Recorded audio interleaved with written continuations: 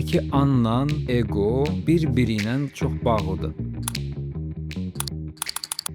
Ego indiki anda qala bilmir. Ona görə də ego hər zaman indiki andan qaçmağa çalışır. Yəni sən nə qədər çox indiki anda qalsan, bir o qədər çox sənin egon balacalaşır, yoxa çıxır. Nə qədər az indiki anda qalsan, o qədər ego şişir, böyüyür və sənin həyatını daha çox idarə etməyə başlayır. Əgər biz egonu bitirmək istəyiriksə, ən yaxşı üsul indiki anda qalmaqdır. Çox sadə. Bu nəyə görə belə işləyir? Ego dediyimiz şey, ego adlanan şey, indiki anda qala bilməmək qabiliyyətidir. Disfunksiyonallıq, işləməyən bir şey. O nədir ki, səni indiki anda qalmağa qoymur? Nədir o? Baxılan o şey elə egodur. Bunun səbəbi odur ki, egonun funksiya etməsi üçün, var olması üçün ona data lazımdır keçmişdən və proyeksiya gələcəkdən. Yəni keçmiş və gələcək bizim şəxsiyyətimizi yaradan elementdir, kontentdir. Və ego da indiki anda qalıb keçmişi düşünür,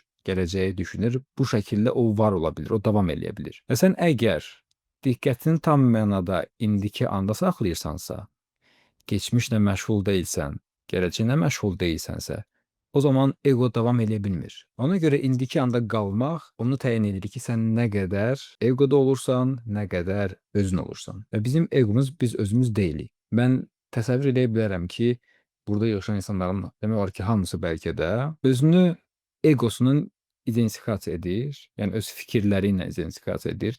Başında gedən hekayə ilə, elə deyil, sənin özün haqqında müəyyən bir anlayışın var, müəyyən bir təsəvvürün var və bu təsəvvür nəyə əsasəndir? Bu təsəvvür daha çox keçmişə əsasəndir. Yaşadığın təcrübələrə əsasən, yaddaşa əsasən, bir də gələcəyə əsasən. Nə deyil, sən özünü gələcəkdə harada görürsən, nə istəyirsən, nə planlaşdırırsan, bunlar hamısı sənin egondur. Və biz bunu həmin insanın əlindən alanda adam deyir ki, bəs onda mən olmuram axı. Məndən heç bir şey qalmır. Əgər bütün keçmiş xatirələrim, keçmişdə olan bütün təcrübələri kənara qoysaq, gələcək planlarımı da kənara qoysaq, da onda məndən geriyə nə qaldı? Əgər səndə bu hiss yaranırsa, bu o deməkdir ki, sən özünü ancaq ego olaraq tanıyırsan. Əgər mən bunların hamısının əlindən alsam, keçmişini və gələcəyini, planlarını və keçmiş xatirələrini, əgər sən düşünürsən ki, səndən geriyə heç bir şey qalmır, onda mən elə belə qalıram və heç bir şeyim olmur. O zaman bu o deməkdir ki, sən özünü egodan savayı tanımırsan. Ancaq özünü ego olaraq bilirsən və bu insanların çoxsunda belədir, bu çox normal bir şeydir. Yəni bu vəziyyətdə olmağın, qorxma ki, ayda mən ancaq egoyam, necə olacaq bu? Ona görə də biz buna danışırıq ki, aydın olsun bizə ki, bəs onları kənara qoyanda biz növbəti addım nədir? Özümü nə olaraq tanımalıyam? İndi buna gəlməmişdən əvvəl gəlin danışaq ki, ego necə indiki andan istifadə eləyir və ego üç şəkildə indiki anla münasibət qurur. Daha çox indiki andan istifadə eləyir üç şəkildə. O üç cür indiki ana baxa bilir. Birincisi, məqsəd olaraq istifadə edir. İndiki andan məqsəd olaraq istifadə edirəm. Məqsəd olaraq istifadə eləmək odur ki, deyək ki, mənə axşam yeməyə dəvət edirlər və indiki andan mən istifadə edirəm, nə bilim, taksi çağırmaq üçün, yolda getmək üçün, dükandan nəsə almaq üçün və s. elə deyil. Mən indiki andan hansısa bir məqsədə çatmaq üçün istifadə edirəm. Və yaxud mənim məqsədim var, ayda filan qədər məbləğdə pul qazanmaq, məsələn, hə? Biznesim var. Mən indiki andan istifadə edirəm biznesim haqqında düşünmək üçün, məqsədlərimə çatmaq üçün və s. İndiki anı mən yaşamıram. Diqqətim indiki anda olmur. Diqqətim hər zaman çatmaq istədiyim məqsəddə olur. Bu deməkdir ki, mən indiki andan ego olaraq, egom indiki andan məqsədə çatmaq üçün istifadə edir. O heç vaxt indiki anda qalmır. O çox ağıllı strategiyadır bu. Məqsədlərə çatmaq üçün istifadə etmək indiki anı. O zaman ego limitsiz vaxta sahib olur. Limitsiz zamana sahib olur ki, o davam etsin. Heç vaxt yox olmasın. Bu şəkildə bir növü o şəklini təsəvvür edin, hardakı bu at və yaxud eşək gedir, qabağından kök asıblar və o kökün arxasınca gedir, heç vaxt ona çata bilmir, həmişə də o fırlanır və onu fırladan da adam da, onu işlədən adam da istədiyinə nail olur. Onun enerjisindən, həyatından istifadə eləyir, amma heç vaxt o kök onun yazdığın ağzına gəlib çatmır. Biz də hər zaman bir məqsədə çatsaq da digər məqsəd peyda olur və biz hər zaman bu indiki anın məqsədlər üçün istifadə edirik. Elə deyil. Bu sənə məsələn onu gətirir ki, sən hər zaman düşüncələr içində olursan. Sən hər zaman nəyisə fikirləşirsən.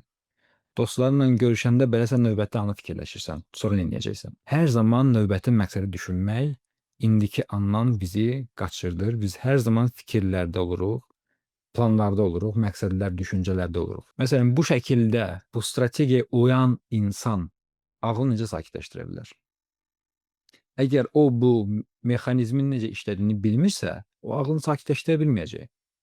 O oturur meditasiya alınmır. O gedir, nə bilim, hansısa bir terapiya alınmır. O gedir masaj alınmır. Heç bir yerdə bu insan sakitlik tapa bilmir. Heç bir şeyin dadını çıxara bilmir.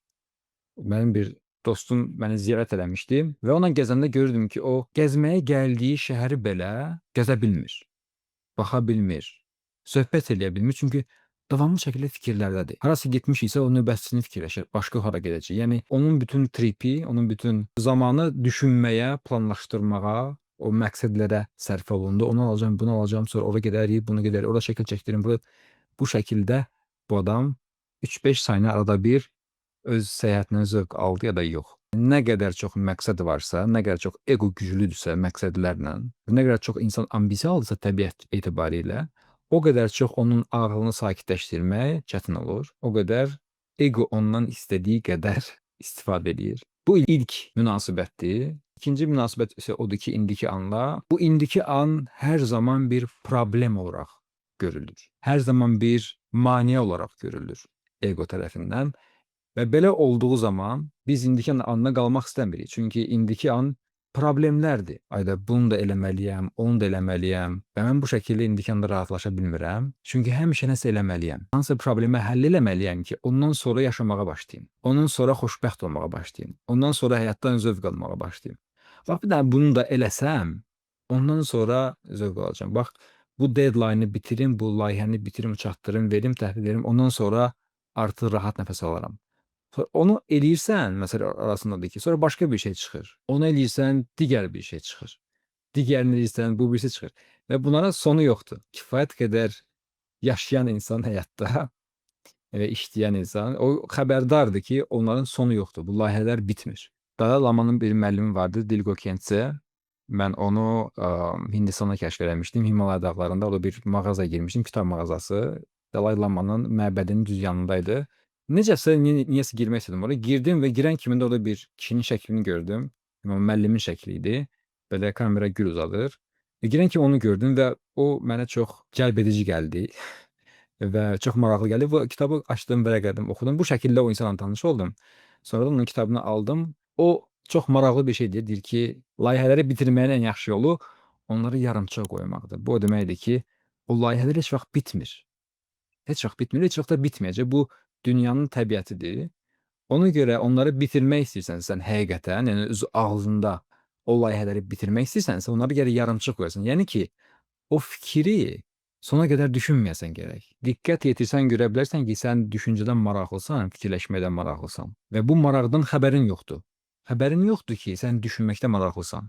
Bu o deməkdir ki, sən fikirləşirsən və xəbərin yoxdur ki, sən o fikirlərin axtarmaqda orada nəsə axtarırsan, amma xəbərin yoxdur nə axtarırsan və axtardığından da xəbərin yoxdur ümumiyyətlə ki, sən belə bir şeydən maraqlısan. Bunu belə bilmirsən. Elə ki, kimsə hər gün dönər yeyir, amma xəbəri yoxdur ki, dönər yeməkdən xoşu gəlir. Kimsə gəlib ona deyir ki, "Əbo, sən hər gün dönər yeyirsən, çox sevirsən desən bu dönəri." Doğrudan mən hər gün dönər yeyirəm. Mən dönər xoşuma gəlir görəsən. Adamın xəbəri belə yoxdur ki, nə edir? Elə deyil, biz bu vəziyyətdəyik. Biz ağlımızda nəsə fikirləşirik və o fikirlərin sonunu axtarırıq, gözləyirik. Onlar da sonu bitmir. Ona görə bu kişi deyir ki, əgər bu layihələri, bu fikirləri bitirmək istəyirsənsə, ki, nəhayət nəfəs alasan, özünü yaxşı hiss edəsən, yaşamağa başlayasan, o zaman sən gərək onları yarıda kəsəsən, yarıda buraxasan, onlara sona qədər düşünmə. Və bu bizim xəbərimiz olmadığı müddətcə bu bitmir. Proses dayanmır, biz düşünmədən maraqlı oluruq. Bu bizim gizli asıllığımızdır, hansına ki, özümüzün belə xəbərimiz yoxdur bunun. Bu şəkildə biz əgər yaşamağa başlamaq istəyiriksə, biz mütləq indiki anda qalmalıyıq və o düşüncələri ki, ayda o problemi də həll eləyim sonra, bu problemi də həll eləyim sonra, bu şəkildə alınmır.